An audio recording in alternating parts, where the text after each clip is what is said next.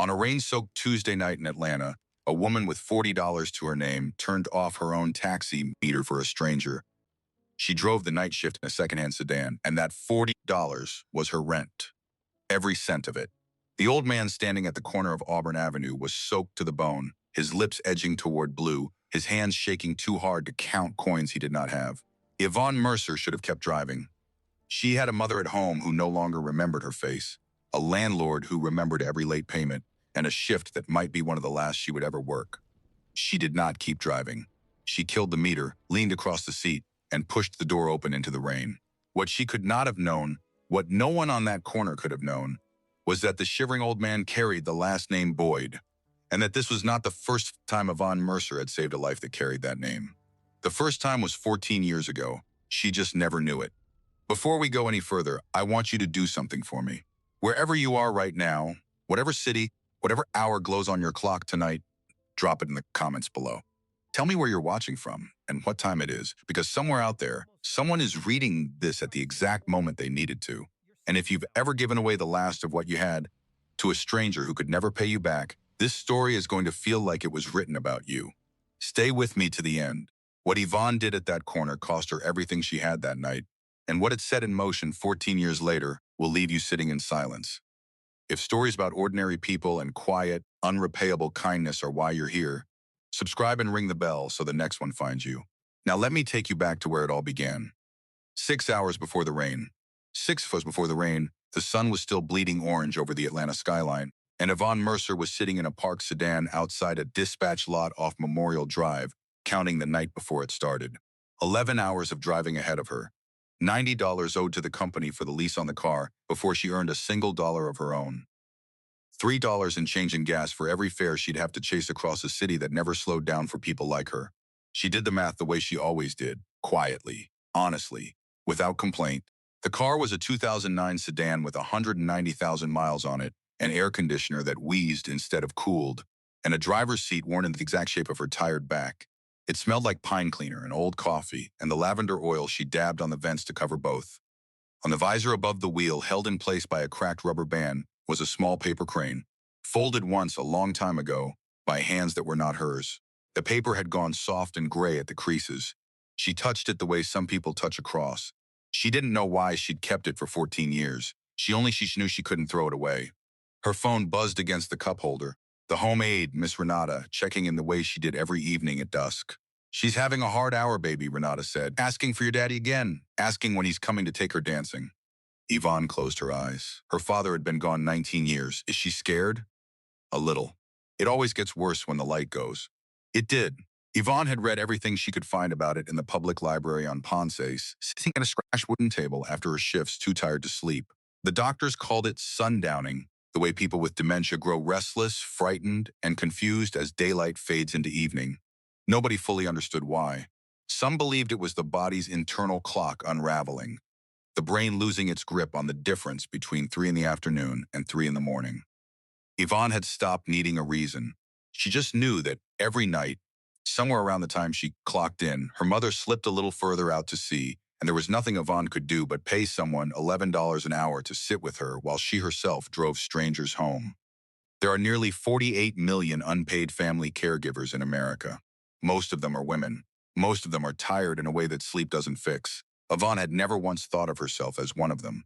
She just thought of it as taking care of Mama. "Tell her I love her," Yvonne said. "Tell her Curtis is parking the car and he'll be right up." A small, holy lie.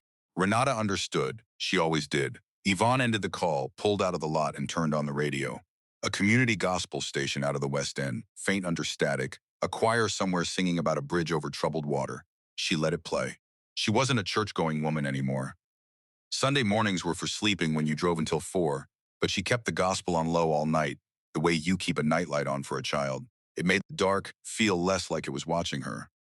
Her first fare of the night was a businessman in a wrinkled suit who tipped $2 and left his wallet on the back seat. Yvonne found it at the next red light. $310 in cash, 2 credit cards, a photo of a little girl with gap teeth. $310 was 3 nights of rent. It was her mother's medication for a month. It was the difference this week between making it and not. She turned the car around. She found him pacing outside the office tower he'd asked to be dropped at, patting his pockets, his face the gray of a man who just realized what he'd lost. When she held the wallet out the window, he stared at it like it had risen from the dead. He counted the cash right there on the sidewalk in front of her, and she let him, because she understood that the counting wasn't about her. It was about a world that had taught him to expect the worst. He tried to give her $60. She took 10 because pride works both ways, and a person should be allowed to thank you. Most folks would have kept it, he said. I'm not most folks, Yvonne said, and drove off before he could decide what that meant. She didn't think of it as remarkable. She'd been raised by a woman who used to walk a mile town return a quarter the grocer overpaid her. Honesty in the Mercer house was not a virtue you bragged about. It was just the floor you stood on. By 9 o'clock, she'd cleared the lease and was $11 into the black. By 10, she had $40. She kept that number in her head like a stone in her pocket, turning it over and over, because 40 was the number that kept the roof over her mother's head one more week. The landlord had already slid the second notice under her door. The third one, she knew, came with a lawyer. Then, just after 10:30, dispatch crackled in her ear with was for 14 years. The old dispatcher who'd given her this car when no one else would hire a woman with an Alabama plate and no references. Yvonne. A pause. The kind of pause that comes before bad news learns to speak. Company meeting Thursday. They're selling the fleet. That app outfit's been circling for months. They finally bit. Few weeks, maybe less, and there won't be a dispatch lot. Won't be a night shift. Won't be us. Yvonne sat at a red light on Edgewood and watched the rain begin. Slow at first, fat drops bursting on the windshield like the sky had finally given up holding it in. How long, she asked. Drive while you can, baby, Sam said. Drive while you can. The light turned green. The crane swung once on the visor, and somewhere across town, in a memory care facility she had never heard of, an old man with the last name Boyd was unlatching a window and stepping out into the storm. Across town, in a glass house in Buckhead with 11 rooms and no one in most of them, Terrence sat in the dark and let his phone ring out for the fourth time. He knew who it was. The facility on Howell Mill had been calling all evening, and Terrence had been doing what he had gotten very good at in the last 2 years, which was not answering. At 58, he had the body of a man who had once been the most feared free safety in the league, and the eyes of a man who no longer trusted his own reflection. There were 3 rings on his fingers from 3 championships. There was a jersey behind glass in the hall, his number retired in 2 cities, and there was on the marble counter beside him a newspaper folded to a headline he had read so many times he could recite it. Boydentation spent 71 cents of every dollar on itself. It was not true, not the way they meant it. He had built that foundation to put cleats and books and warm coats on kids in the neighborhoods he came from, and he had trusted the men in suits to handle the money. And the men in suits had bled it dry into galas and consultants and their own salaries while his name sat on the letterhead like a lamb on a butcher's sign. By the time he understood, the cameras already had their story. A rich man playing at charity, a fraud with a famous face. He had tried at first to explain, then he had stopped. Because here was the thing the scandal had taught Terrence Boyd, the lesson that had settled into his chest like a second skeleton. Nobody gives without an angle. Every outstretched hand is a hand reaching back. He had believed in people once. He had been wrong publicly, expensively. He would not be wrong again. The phone rang a 5th time. This time he answered because a 5th call meant something else. Mr. Boyd. The night nurse's voice was already apologizing. It's your father. We can't find him. His window was open. We've called the police. We've issued a silver alert. Terrence was already standing, already reaching for his keys. How long? We think maybe an hour. He took his coat, but not his shoes, sir. It's raining. He keeps trying to get back to the old neighborhood. He keeps saying he has to find the boy. The boy. Terrence's jaw locked. His father, Cornelius, 81 years old, his memory eaten down to a few stubborn islands, said that more and more now. I have to find the boy. No one knew which boy. The doctor said the mind, when it doesn't go evenly. It keeps the deepest grooves longest, the oldest griefs, the things a man spent his whole life refusing to say out loud. Terrence dialed his brother on the way to the car. Marcus picked up on the first ring. Marcus always picked up. 31 years old, the only one of them who still drove out to Howell Mill 3 times a week, who still held the old man's hand when Cornelius wept at a wall, who had never once in his life made their father feel like a burden. Where Terrence had armored himself, Marcus had stayed soft, and Terrence had never decided whether he envied it or feared it. Dad's out, Terrence said. Old neighborhood, I'm going. I'm closer, Marcus said. I'm coming too. The rain came down harder. Cornelius Boyd had walked 2.5 miles in his socks before the cold finished what the years had started. He did not know it was 2024. He did not know his sons were grown. He knew, the way you know your own heartbeat, that he had to get to the corner where it happened, where the headlights had spun and the boy had screamed, and he had to find him because a father does not leave a boy on the road. He had been trying to find that boy for 14 years. The disease had simply burned away everything that used to stop him. He reached the corner of Auburn Avenue and Jackson at 11:06, soaked through, his lips going the color of a bruise, and he sat down on the wet curb because his legs would not hold him, and he began, very quietly, to cry. Yvonne saw him from half a block away. She had just dropped a fare at the streetcar stop and was turning back toward the lot, $40 in her console, the rain coming so hard her wipers couldn't keep the glass clear. At first, she thought he was a bundle of trash against the curb. Then the bundle moved, and a face turned up into her headlights. An old man's face, white-haired, lost, the rain running off it like he'd forgotten he could feel cold. She knew that face, not the man. The look. It was the look her mother got when the light went down and the world stopped making sense. It was sundowning out in the open, in a storm, with no one coming. Yvonne pulled the car to the curb and got out into the rain. Sir? Sir, are you all right? His head wobbled toward her. His breath was coming shallow in quick little white puffs in the cold. Up close, she could see the things she had taught herself to see in another life.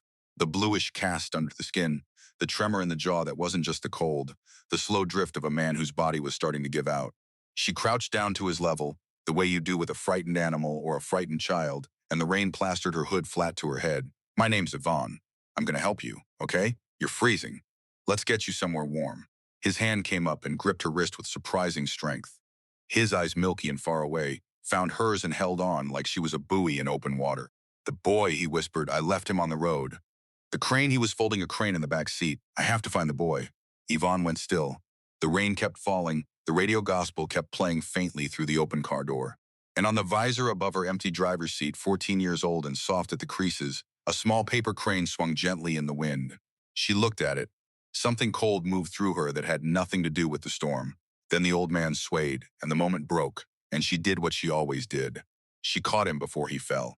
She got him into the back seat the way she got her father's old recliner up the stairs. Slowly, talking the whole time, taking the weight before he knew he was giving it. He was lighter than he should have been. Old men get that way, she'd learned, hollowed out from the inside until they weigh about as much as the boy they used to be. She buckled him in, peeled off her own jacket, and tucked it around his shoulders, and the cold went straight through her wet shirt to the bone. And she didn't think twice about it. Then she reached up and turned off the meter.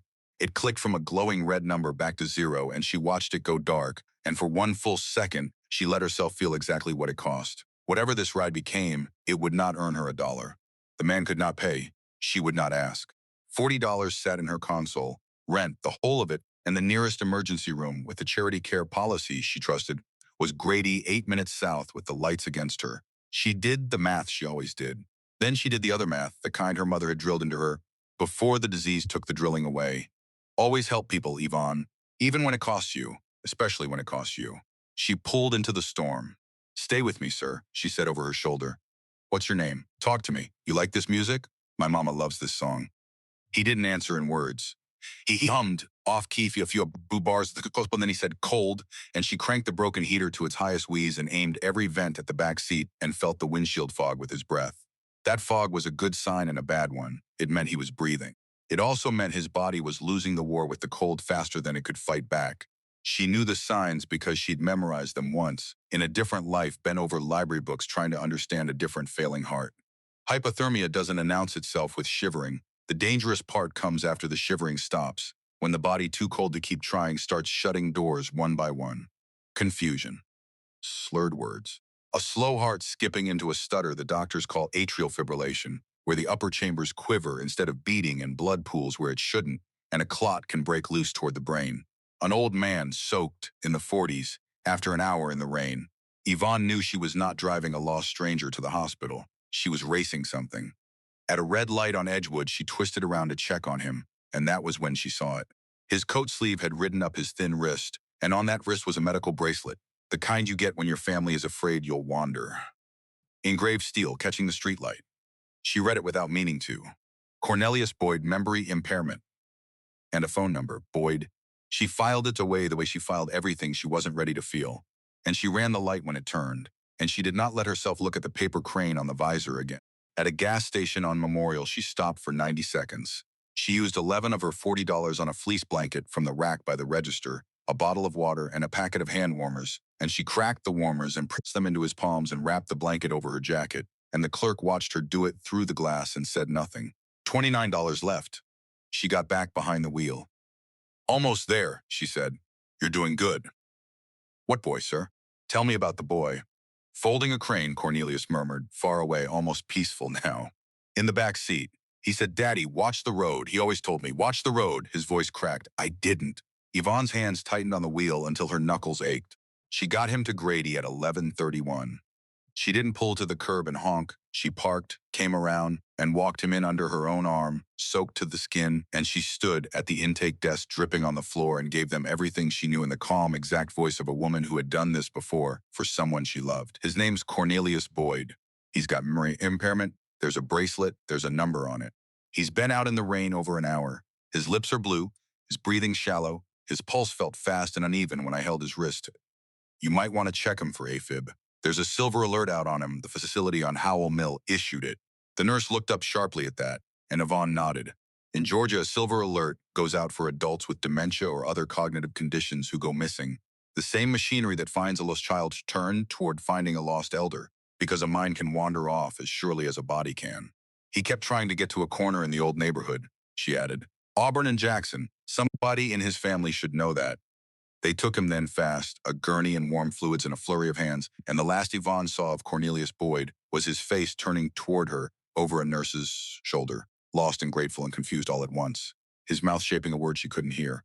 A clerk slid a clipboard across the desk. We'll need your information for the report, ma'am. Your name? He's the one who matters, Yvonne said, not me. Ma'am, it's just for. But she was already stepping back, already pulling her wet hood up, already turning toward the doors. She did not give her name. She never had. 14 years ago, she had walked away from a wreck on the connector without giving it. Frightened of a world that punished women like her for being in the wrong place, and the habit had calcified into something she no longer questioned. You help, you leave, you don't make it about yourself. She walked back out into the rain, climbed into the cold car that smelled like an old man's fear and a gas station blanket, and sat for a moment with her hands on the wheel and $29 to her name. On the visor, the paper crane turned slowly in the dark. She drove home. Terrence and Marcus reached Grady 11 minutes after she left it. They came through the emergency doors still wet from their own search, two big men moving fast, and the charge nurse met them with the particular gentleness reserved for families who almost got the worst phone call and didn't. Cornelius was stable, warming. His heart had been skipping the way the taxi driver said it would, and they'd caught it, and the doctor used the word lucky 3 times in 2 sentences, which is how doctors say this could have gone another way. The taxi driver? Terrence said. A woman brought him in, drove him herself, walked him to the desk, told us exactly what to look for. Honestly, sir, she probably saved his life. Most people would have called it in and kept driving in this weather. The nurse shook her head. She wouldn't give her name, wouldn't fill out the report. Left before we could even thank her. She wouldn't give her name, Terrence repeated. No, sir. Just said he was the one who mattered and walked back out into the rain. Something moved across Terrence's face that Marcus hadn't seen there in 2 years. Suspicion first, the old reflex, nobody does that. There's an angle, there's always an angle. And then underneath it, something the suspicion couldn't quite cover. A crack. They sat with their father while he slept. Cornelius looked smaller in the hospital bed, the bracelet still on his wrist, his hands finally still. Marcus pulled a chair close and took one of those hands the way he always did, and Terrence stood by the window with his arms crossed, watching the rain, doing the arithmetic of disbelief. It was Marcus who found it. He'd gone out to the waiting room to call the facility and the family lawyer, and he was halfway through the second call when his eyes drifted down to the row of plastic chairs where his father must have waited on the gurney before they took him back. Something small sat on the seat. It had fallen, maybe, from the old man's coat, or maybe it had ridden in, tucked against him, and slipped loose. Marcus crouched to pick it up without thinking, the way you tidy a room while your mind is somewhere else. It was a paper crane, soft and gray at the creases, 14 years old. The phone slid out of Marcus's hand and clattered on the floor, and he didn't hear it. He knew this crane. He knew it the way you know your own handwriting. He had folded himself at 17 in the back seat of his father's car on a Friday night, showing off a trick a girl at school had taught him. His fingers working the paper while Cornelius drove, and the rain came down on the downtown connector. Daddy watched the road. He had said that. He had been folding this exact crane, this one, when the truck in the next lane hydroplaned and the world turned into glass and metal and upside-down headlights. He remembered the heat. He remembered hanging from the seatbelt, the smell of gasoline, his father pinned and shouting his name. He remembered being 7 and certain he was going to die in that car. And he remembered the hands.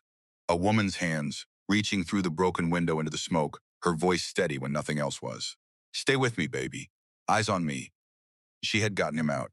She had stayed in the rain on the shoulder of the connector with his head in her lap, telling him to keep his eyes on her, until the sirens came. And then, when the paramedics took over, she had simply stood up and walked away into the dark before anyone got her name. The crane had fallen from his hands somewhere in all of it. He'd thought it burned with the car. For 14 years, the Boyd family had looked for her. Cornelius had hired investigators, posted rewards, run a notice in the paper every year on the anniversary. To the woman who saved my son on the connector, please, let us thank you. No one ever answered. Cornelius had carried it like a debt that compounds, the not knowing, the never getting to say it, and as his mind unraveled it, was the one groove that stayed cut deepest. I have to find the boy.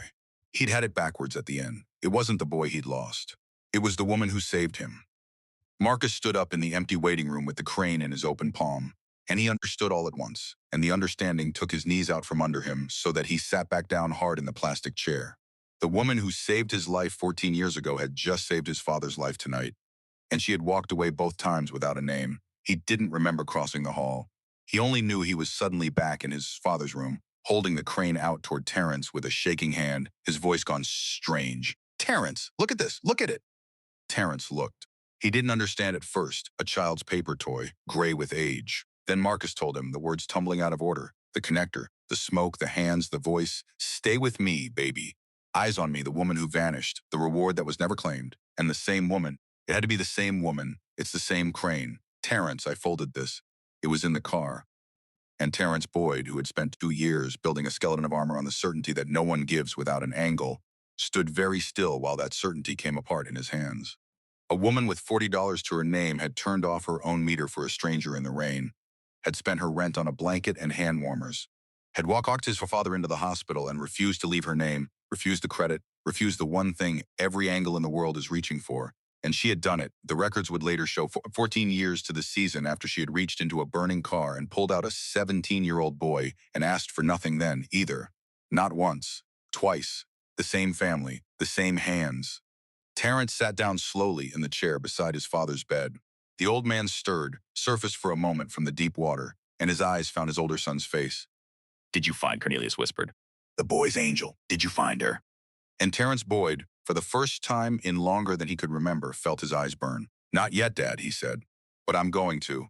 It took them 4 days to find her, and they only found her because she'd done the one careless thing she'd ever done at a hospital desk. She'd handed the intake clerk her dispatch card by reflex when asked what company to bill, then taken it back. The clerk remembered the name on it, a small dispatch outfit off Memorial Drive, the kind the city was forgetting on purpose.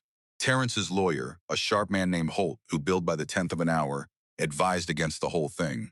You're a man with a target on his back, Holt said, sliding a folder across the glass desk. 2 years ago, the press hung you out for a charity that turned out to be a money pit. Now you want to walk up to a stranger and hand her. What, a check? A car? You think this woman won't have a lawyer of her own by Friday? You think the headline won't write itself? Disgraced athlete pays off witness. Everybody's got an angle, Terrence. You taught me that. And there it was, Terrence's own poison, handed back to him in another man's mouth. Everybody's got an angle. He'd lived inside that sentence for 2 years. It had felt like wisdom. Sitting in Holt's office with a 14-year-old paper crane in his coat pocket, it sounded, for the first time, like the smallest a man could make himself. She turned off her meter, Terrence said quietly. She spent her rent on a blanket for a man she'd never met. She pulled my brother out of a fire when she was a kid herself and never came back to collect. What angle is that? Holt. Tell me the angle. Holt didn't have one. They went to the dispatch lot on a Thursday evening. The same Thursday, it turned out, that the company had gathered its drivers in the cramped break room to tell them the fleet was sold and the night shift was finished. Terrence and Marcus walked in on a room full of tired people, learning they were about to lose the only work the city still let them have. Yvonne was standing near the coffee machine when she saw them. She knew Terrence's face. Everyone in Atlanta knew Terrence Boyd's face. And her first thought, honestly, was that the big man in the doorway must be lost. Then she saw the younger one beside him, and then she saw what the younger one was holding, cupped in both hands like something alive. A paper crane, soft and gray at the creases. The room went quiet around her. She didn't notice. She was looking at the crane on the visor of her car, 14 years across town, and the crane in this stranger's hands.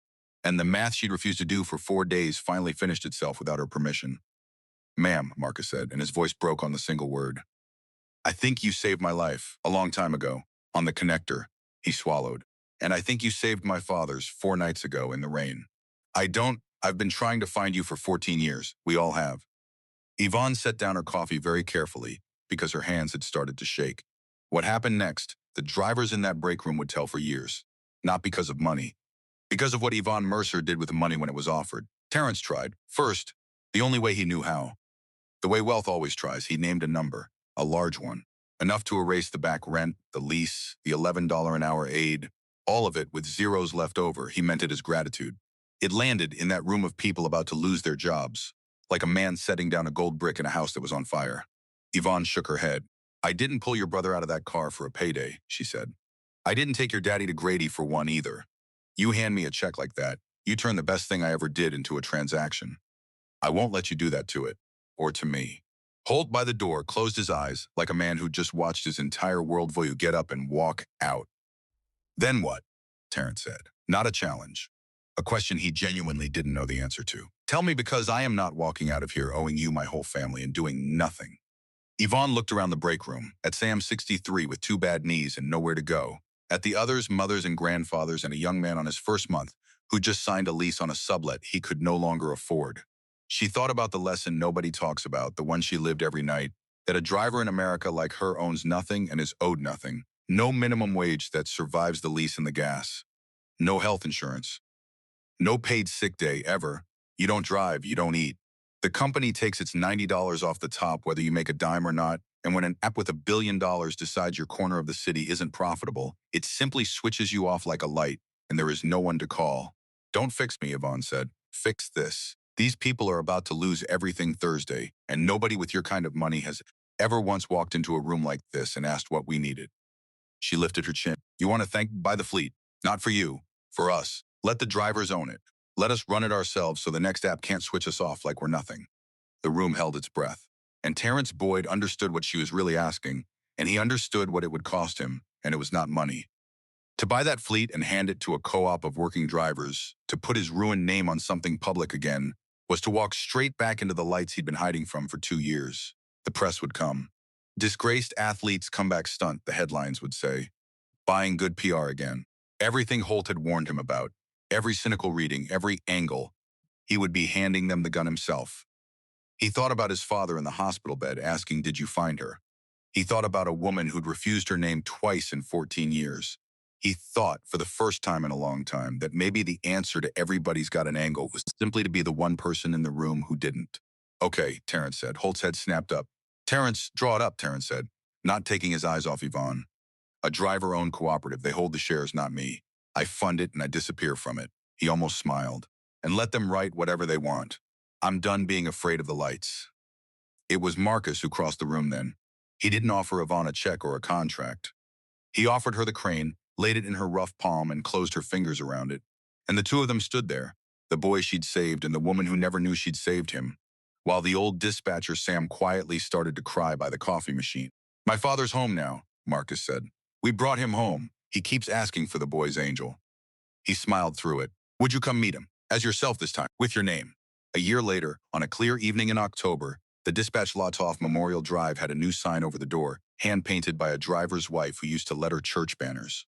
It read Aber and Avena Driver Cooperative, and underneath smaller, owned by the people, WHO Drive it. Yvonne Mercer ran it. Not because anyone handed it to her, but because 41 drivers voted, on a folding table with a coffee can for a ballot box, and her name came out on top of every slip but her own. She kept the same worn seat in the same kind of car because she would not ask anyone to drive a shift she wouldn't drive herself. But the lease was gone. The $90 a night that used to vanish before she earned a dime now stayed in the driver's own pockets, pooled into a fund that paid for the none of them had ever had. A health plan, a sick day that didn't mean a hungry day, a cushion for the nights the city went quiet. Her mother was cared for now, really cared for by a full-time aide the cooperative's first surplus had paid for. In the front room of an apartment Yvonne owned the lease on free and clear. Lorraine still asked for Yvonne's father most evenings when the light went down. But she asked it now from a soft chair by a warm window, with someone always there to take her hand, And on the good days, she still knew her daughter's face. And on those days, Yvonne counted herself the richest woman in Atlanta. Terrence Boyd had done exactly what he said. He'd funded the co-op and then vanished from its letterhead, holding not a single share. The headlines came just as Holt promised, comebacks Kestunt buying redemption. And Terrence read them once and never again. Because for the first time, the gap between what they said and what was true didn't cost him a single hour of sleep. He knew what he'd done. So did 41 drivers. So did a city that slowly, over a year, began to notice that the thing he'd built was still standing and still wasn't his, which is the one proof of charity that no headline can fake. And Cornelius came home. He spent his afternoons in a chair by the window in Marcus's house, and 3 times a week the boy's angel came to sit with him. And on the days his mind led him, the old man would hold Yvonne's hands in his and study her face like he was reading scripture. "You came back," he'd say. "All these years. You came back." And Yvonne, who had spent her whole life walking away from the good she did, learned, slowly, at 39, how to stay and let herself be thanked. The paper crane lived in a small glass frame now on the wall of the cooperative office where every driver passed it on the way to clock in. Underneath it, on a brass plate Marcus had made, were 3 words. "Stay with me." The moment that gets me, the one I keep coming back to, happened on an ordinary Tuesday the following spring. Raining, of course.